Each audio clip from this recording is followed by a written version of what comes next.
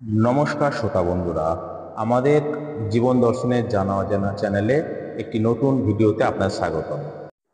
আজকে আমরা আলোচনা করব শনিদেব বা বড় ঠাকুরের কাহিনী নিয়ে। শনিদেব খুব রাগী দেবতা হিসেবে পরিচিত। আজকের এই ভিডিওর মাধ্যমে জানব শনি দেবতার জন্ম কিভাবে হয়েছিল, কিভাবে তিনি কর্মফলের দেবতা হলেন, কেন তাকে বড় ঠাকুর বলা হয়, কাকে তিনি ক্ষমা করে দেন এবং কাকেই বা তিনি শাস্তি দেন। জেনে নিন সবার বড় ঠাকুর শনিদেবের সৃষ্টি কিভাবে হয়েছিল। বন্ধুরা, কথিত আছে যে সৃষ্টির আদিতে এই বিশ্ব ব্রহ্মাণ্ডে শুধুমাত্র ব্রহ্মা, বিষ্ণু ও মহেশ্বর এই ত্রিদেব ছাড়া কেবল অন্যান্য দেবদেবী ও অসুরগণ ছিলেন।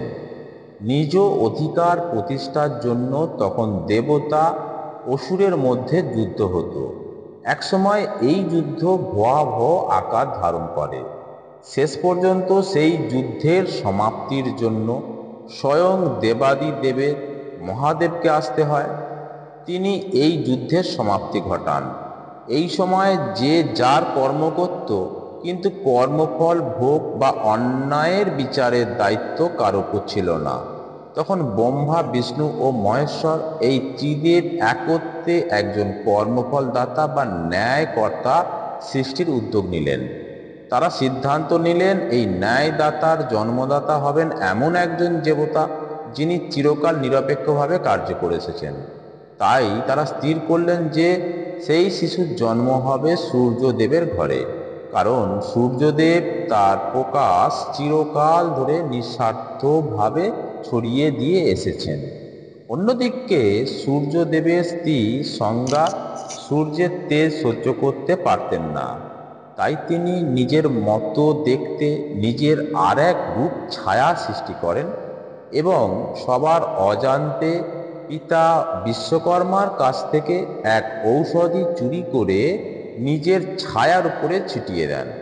এরপর দেবী সংজ্ঞা অনেক বছরের জন্য তপস্যায় চলে যান, যাতে তিনি সূর্যদেবের তেজ সহ্য করতে পারেন। এদিকে সূর্যদেব দেবীর ছায়াকে দেবী সংজ্ঞা ভেবে তার সাথে দিন যাপন করেন। এরপর তাদের সংসারে কর্মফলদাতা শনিদেবের জন্ম হয়।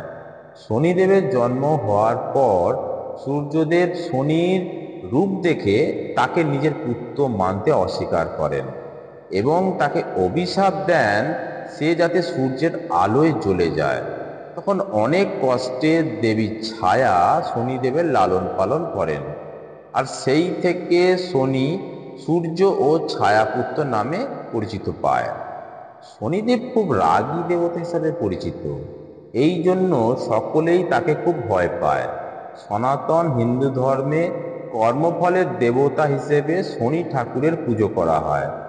মানুষের সৎ ও অসৎ কর্মের উপর ভিত্তি করে তিনি কখনো আশীর্বাদ ও কখনো শাস্তি প্রদান করেন।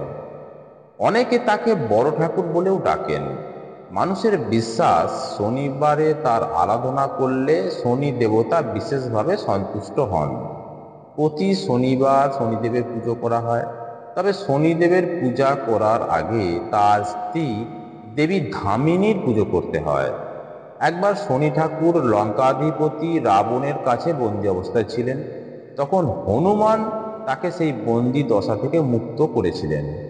শনিদেব হনুমানকে প্রতিশ্রুতি দিয়েছিলেন যে যে ব্যক্তি হনুমানের প্রার্থনা করবে তার উপর শনি ঠাকুরের নেতিবাচক প্রভাব কিছুটা হ্রাস হবে।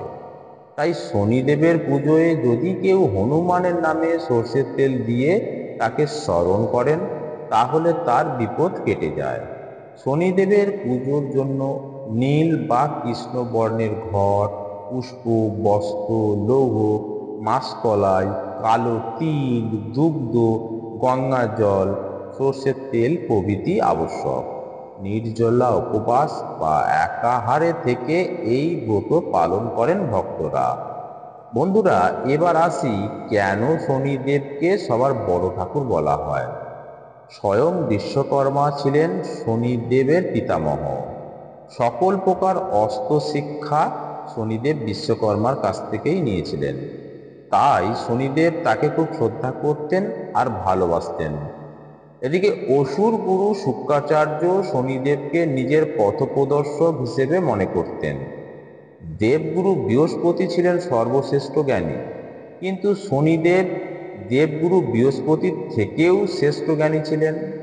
তারপরেও শনিদেব তাকে তার গুরুদেব হিসাবে সম্মান ও শ্রদ্ধা করতেন। শনিদেব অষ্টসিদ্ধি শিক্ষা লাভ করেছিলেন, তবে তিনি সবসময় নিরপেক্ষ চিন্তাধারা নিয়ে কাজ করতেন। শনিদেব নবগ্রহদের মধ্যে একটি অন্যতম গ্রহ, কিন্তু তিনি কর্মফল দাতা বা ন্যায়কর্তা হিসাবে সবার বড় ঠাকুর। এমনকি তিনি স্বয়ং ব্রহ্মা ও মহাদেবকেও তার বক্র দৃষ্টি নিক্ষেপ করেছিলেন।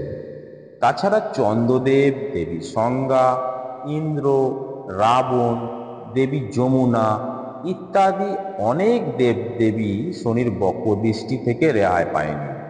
তবে দেবী যমুনার আত্মা পবিত্র ছিল বলে তার উপর কোনো প্রভাব পড়েনি। সেজন্য শনির বক্র দৃষ্টিতে যারা ভালো কাজ করে তাদের কোনো কিছুই হয় না।